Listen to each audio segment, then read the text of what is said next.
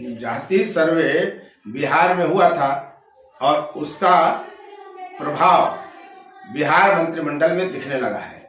लोकसभा का चुनाव है, उससे ठीक अधिसूचना जारी होने के लगभग 20 घंटे पहले बिहार में मंत्रिमंडल का विस्तार हुआ। प्रश्न यह है कि क्या इसमें जातियां रिफ्लेक्ट करती हैं?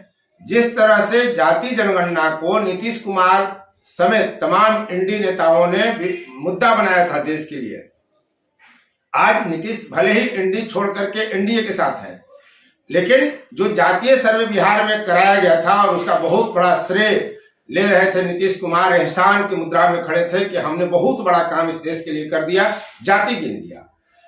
ओबीसी के गणना के बिना देश का विकास ही नहीं हो सकता।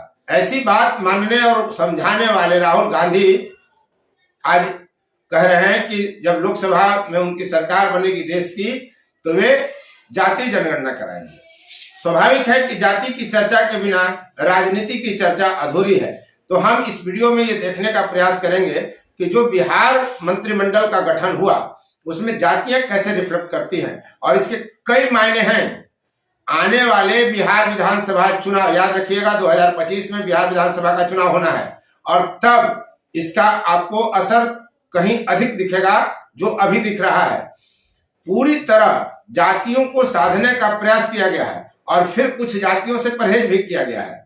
यानी यह मान लिया गया है कि अमुक अमुक जातियां एनडीए के साथ नहीं हैं और अमुक अमुक जातियों को लेकर दुविधा है और अमुक अमुक जातियां पूरी तरह हमारे साथ है। तो हम इसी बात का विश्लेषण करेंगे।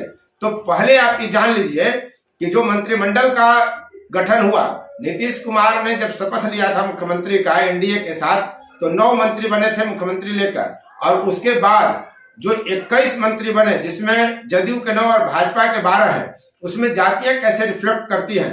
क्या आपको पता है कि कौन सा मंत्री किस जाति का है? तो जो ताजा मंत्रिमंडल विस्तार हुआ उससे पहले हम लौटते हैं जब नीतीश कुमार मुख्यमंत्री बनते हैं, शपथ लेते हैं और उनके साथ कुल 9 मंत्री शपथ लेते हैं। तो उसमें एनडीए में जो प्रमुख घटक दल है भाजपा और जदयू, हम उनकी बात करते हैं कि जदयू ने तब जो सरकारें बनी थी, जब नीतीश कुमार बने थे, तब नीतीश कुमार खुद कुर्मी जाति से हैं, वो मुख्यमंत्री बनते हैं, जबकि साथ में जो मंत्री उनके शपथ लेते हैं उसमें श्रवण कुमार भी कुर्मी जाति के हैं, विजेंद्र यादव पिछड़े वर्ग से हैं, यादव जाति से हैं, और विजय कुमार चौधरी भूमिहार हैं।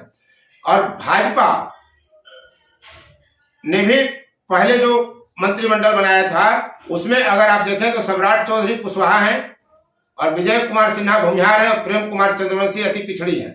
यानी उस समय तमाम वर्ग को साधने की कोशिश की गई थी, सवर्णों को, बीसी को और ओबीसी को।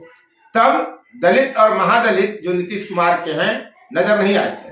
अब जब नया मंत्रिमंडल गठित हुआ है तो उसमें अगर आप देखें तो 21 जो मंत्री बनते हैं उसमें 6 सवर्ण है और 6 दलित हैं, 4 ओबीसी और 4 बीसी हैं और 1 मुस्लिम है। और जो 9 मंत्री पहले बने थे उसमें 4 पिछड़ा, 3 सवर्ण, 1 महादलित और 1 एबीसी था। तो ये स्थिति है। अब उसमें देखिए कि जो भाजपा ने मंत्रिमंडल में अपने नेताओं को शामिल किया, जिसमें नए चेहरे हैं, विधान परिषद के नेताओं को क्यों शामिल किया गया जबकि विधायकों की संख्या भी पर्याप्त है। जदयू के तरफ से जो मंत्री बनते हैं उसमें अशोक चौधरी पासी हैं जो दलित समाज से है, महेश्वर हजारी पासवान है, सुनील कुमार चमार है, शीला मंडल धानु जो अति पिछड़ा से है, रत्नेश सदा अनुसूचित जाति से है, मुशहर है, मदन सहनी मल्लाह है, लेसी सिंह राजपूत है, जयंत राज कुशवाहा पिछड़ा जाति से और जमा खान एकमात्र मुस्लिम मंत्री हैं, लेकिन वो सवर्ण मुस्लिम है। याद रखिए कि मुस्लिमों में भी सवर्ण और पिछड़ा अति पिछड़ा है। अब भाजपा की अगर हम बात करते हैं तो भाजपा में रेणु देवी नोनिया जाति से है जो अति पिछड़ा वर्ग से है, इसी वर्ग से मल्लाह जाति के हरि सहनी है, पिछड़ा वर्ग से दिलीप जायसवाल वैश्य है, केदार प्रसाद गुप्ता वैश्य है, सुरेंद्र मेहता कुशवाहा जो है वो पिछड़ा वर्ग से है। सवर्णों की बात अगर कर ले तो ब्राह्मण समुदाय से मंगल पांडे और नीतीश मिश्रा है, राजपूत से नीरज कुमार सिंह और संतोष सिंह है, और कायस्थ से नितिन नवीन है। दलित की बात करें तो जनक राम चमार है, कृष्णनंदन पासवान जाति से है। यानी जो 6 सवर्ण बनाए गए हैं भाजपा की तरफ से उसमें 2 ब्राह्मण, 2 राजपूत, 1 कायस्थ और 1 भूमिहार है। आपको पता ही है कि भूमिहारों की संख्या अच्छी खासी है, इसके बावजूद उनकी संख्या मात्र 1 है, याद रखिएगा। जबकि राजपूतों को 2 सीटें दी गई है, ब्राह्मणों को भी 2 सीटें दी गई हैं। माना यह जा रहा है बिहार में जो अब ये जो जातीय समीकरण साधने का प्रयास किया गया, इसमें जो एक बात प्रमुखता से छलकती है वह है यादव, भूमिहार और ब्राह्मण। तीनों जातियां सत्ता में प्रमुखता से रही हैं। यादवों की संख्या काफी है, भूमिहारों की भी संख्या कम नहीं है और ब्राह्मणों की भी संख्या कम नहीं है। तो अगर आप देखेंगे तो राजा जदयू और भाजपा दोनों ने इन जातियों से परहेज करने का प्रयास किया है और सिर्फ जातियों में गलत संदेश न जाए समाज में, इसके लिए सिंबॉलिक तौर पर, प्रतीकात्मक तौर पे चेहरे रख दिए गए हैं। जैसे बीजेपी ने नंदकिशोर यादव को अध्यक्ष बनाकर यादवों से तीसरी कर ली, वो यादवों से दूर हो गए। ये क्यों हुआ ये भी हम आपको बतलाएंगे। विजय सिन्हा को उप मुख्यमंत्री भाजपा बनाती है और फिर मंत्रिमंडल में किसी दूसरे भूमिहार को जगह नहीं दी गई। ये यादव और भूमिहार से बचने की चीज है। मुसलमान तो उसके विधायक और विधान पार्षद है भी नहीं। जदयू को देखिए तो सभापति है विधान परिषद में देवेश चंद्र ठाकुर, जो ब्राह्मण जाति के हैं, इसलिए जदयू ने किसी मंत्रिमंडल में, अपने मंत्रिमंडल में किसी ब्राह्मण को नहीं शामिल किया। भूमिहार और यादवों से भी एक हद तक परहेज करने का प्रयास किया गया। विजेंद्र यादव के अलावा दूसरा कोई यादव जदयू की तरफ से भी मंत्री नहीं है। भूमिहार की तरफ से देखें तो विजय कुमार चौधरी के अलावा कोई भूमिहार मंत्री वहां जदयू की तरफ से नहीं है। तो कहा यह जा रहा है कि जो जाति सर्वे हुआ उसके बाद जातियों को साधने की कवायद स्वाभाविक है और एक सीमा के बाद आप जातियों को जगह भी नहीं दे सकते, क्योंकि जो जितनी हिस्सेदारी उतनी भागीदारी का नारा बुलंद किया जा रहा है।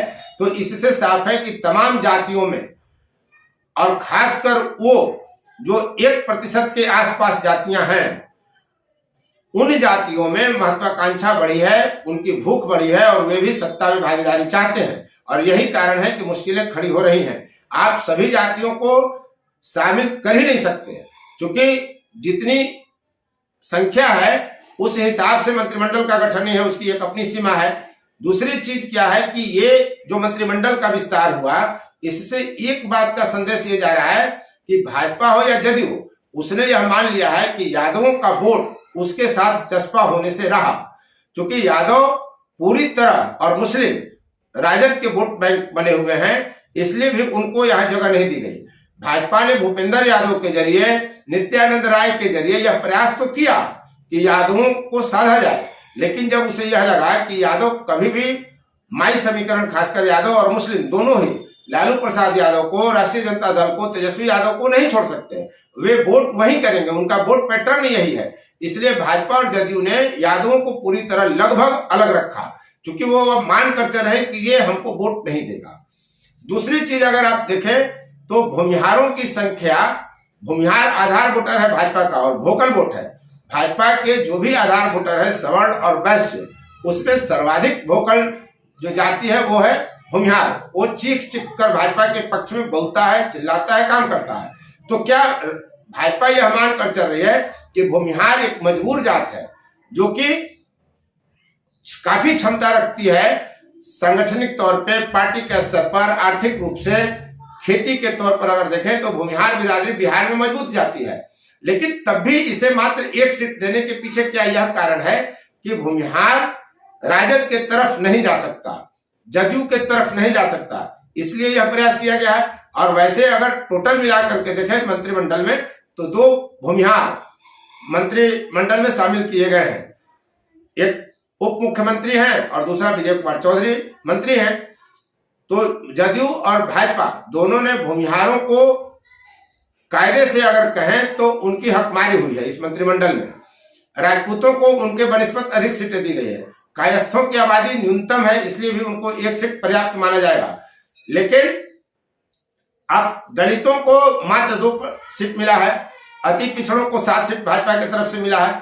तो ये जो स्थिति है, अगर पूरे संदर्भ में देखें तो दलितों को 8 सीटें मिल गई हैं, 7 सीटें मिल गई हैं, तो ये लगभग मिला जुलाकर 7 सीटें पर्याप्त कही जाएंगी। सवर्णों को अगर समेकित रूप से देखें पूरे में तो 9 सीटें हैं, 6 और 3, 6 इस बार और 3 पहले मंत्री बने हैं, तो कुल मिला जुलाकर 9 सवर्ण मंत्री हैं। तो सवर्ण के वर्ग में अगर देखें तो वो पर्याप्त संख्या मानी जाएगी। लेकिन भूमिहारों में और यादों में इस मंत्रिमंडल को लेकर स्वाभाविक है कि असंतोष की स्थिति रहेगी और कुछ हद तक ब्राह्मणों में भी। लेकिन आने वाले लोकसभा चुनाव के बाद क्या मंत्रिमंडल में फेरबदल हो सकता है, इसलिए कि अभी लोकसभा चुनाव को साधने का प्रयास किया गया है और 2025 में बिहार विधानसभा का चुनाव होना है अक्टूबर-नवंबर में। तो क्या उस समय फिर मंत्रिमंडल का फेरबदल होगा लोकसभा चुनाव के बाद बिहार की राजनीति को साधने के लिए? देखना ये दिलचस्प होगा। फिलहाल आप देख रहे थे फोर्थ व्यूज, मैं उपेंद्र कश्यप, मुझे दीजिए इजाजत और आप देखते रहिए फोर्थ व्यूज। एक से एक वीडियो लेकर हम आपके बीच राजनीति के समीक्षा के साथ उपस्थित होते रहते हैं। धन्यवाद। फोर्थ व्यूज, चौथा विचार, बाकी